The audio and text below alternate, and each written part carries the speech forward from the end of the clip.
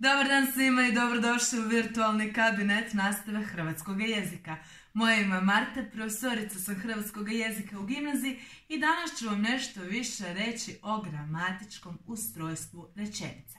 Naime, ja sam već snimila video na ovu temu, dakle na temu službe riječi u rečenici, no odlučila sam vam snimiti pojedinačne videe za svaku pojedinačnu službu riječi u rečenici, da vam bude lakše shvatiti neke stvari, pa ovo će u stvari samo biti uvodni dio. Ispred mene nalaze se bilješke sa primjerima i slično, pa kada pogledam dolje da znate o čemu se radi. Dakle, idemo redom. Što se rečenice tiče, ona se može rastaviti na točno određene sastavne dijelove rečenice.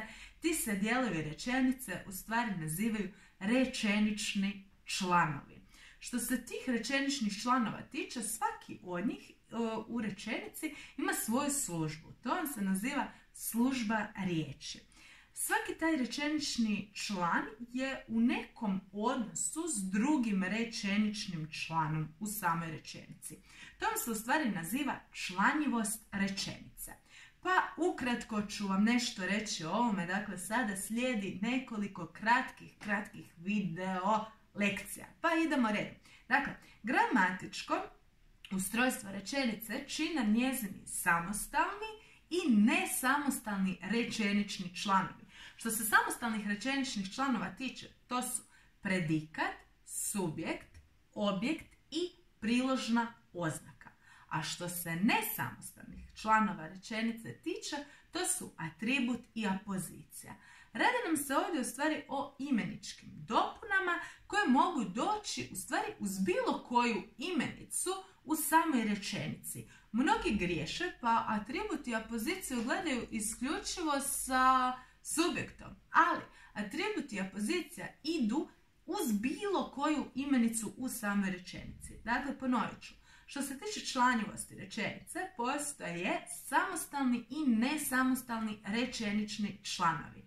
Samostalni rečenični članovi su predikat, subjekt, objekt i priložna oznaka, a nesamostalni rečenični članovi su atribut i apozicija.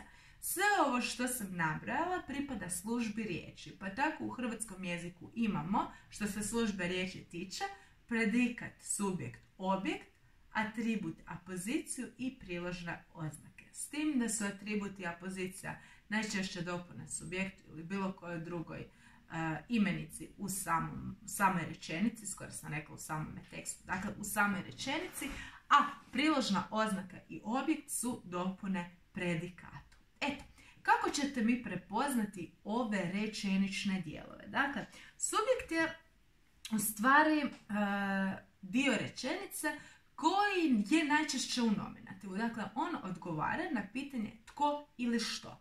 Predikat je temelj rečenice, dakle on je glavni rečenični dio. On u stvari je glagol u svim glagolskim oblicima i u svim glagolskim načinima, ali i glagol biti sa nekom imenskom riječju. Više o tome u posebnom videu, ovo vam je samo okvirno i ukratko.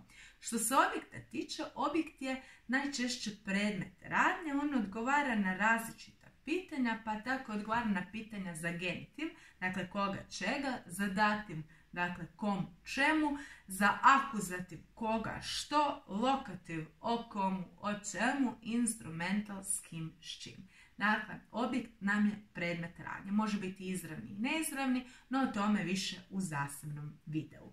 Sljedeći rečenični član su nam priložne oznake. Priložna oznaka u stvari ukazuje na okolnosti glagolske radnje, odgovara na pitanje za mjesto radnje, vrijeme radnje, način, količinu, uzrok, posljedicu, pogodbu, namjenu, dopuštanje, društvo, sredstvo. Opet više o tome u posebnom videu koji slijedi odmah poslije ovog uvoda. Što se atributa tiče, atribut ide uz samu imenicu, odgovara na pitanje koji, kakav, čiji i od čega.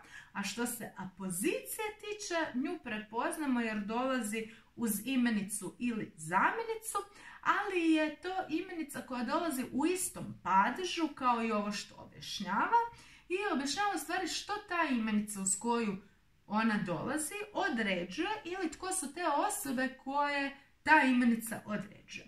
Znači vam primjer, napisala sam si ovdje rečenicu, dakle, rečenicu u kojoj imate sve ove službe riječi. Pa kaže, poznati književnik Matoš davno je napisao pripovjetku Kamao. Dakle, poznati književnik Matoš davno je napisao pripovjetku Kamao. Kada određujete rečenične članove, prvo tražite predikat. Ovdje nam je predikat glagolski, a to je napisao. Onda na taj glagol u stvari postavljate pitanja da dobijete druge rečenične članove. Pa tako ćete na taj glagol je napisao u stvari pitati tko je to napisao. Dakle, Matoš nam je odgovor, što znači da nam je ovo Matoš u stvari subjekt. Sad ovdje imate dvije dopune subjektu, poznati književnik. Dakle, poznati književnik Matoš. Ovo književnik vam je imenica koja pobliže objašnjava drugu imenicu, pa nam je to apozicija. A ovo poznati odgovara na pitanje kakav ili koji, te nam je to u stvari atribut. Imamo i riječ davno koja odgovara na pitanje kada, pa nam je to priložna oznaka vremena. Napisao je što? Dakle, postavit ćemo pitanje što je napisao, radnja nam kaže pripovjetku Kamao. Dakle, radnja se ovog napisao, prelazi na ovo pripovjetku Kamao. Pa Kamao nam je objekt, a ovo pripovjetku nam je apozicija koja objašnjava taj naziv same pripovjetke. Eto, dakle, možda će vam biti jednostavnije ako vam pokažem samu rečenicu. Evo ga. Dakle, kaže, poznati, ja se nadam da vidite, kaže, poznati književnik Matoš napisao je pripovjetku Kamao. Dakle, imate atribut, apoziciju, subjekt, priložnu oznaku, vidite, predikat, apoziciju i objekt. Eto, ja se nadam da vam je ovaj dio lakši. Dakle, slijedi video za svaki od ovih rečeničnih članova pa do slušanja. Ovo je bio kanal Hrvatsko zemlje čudesa. Ne zaboravite mi se pretplatiti na ovaj kanal. Moje ime je Marta Narančić, magistar sam edukacije hrvatskog jezika i književnosti, a vama svima želim ugodan dan, Hakuna Matata, čao i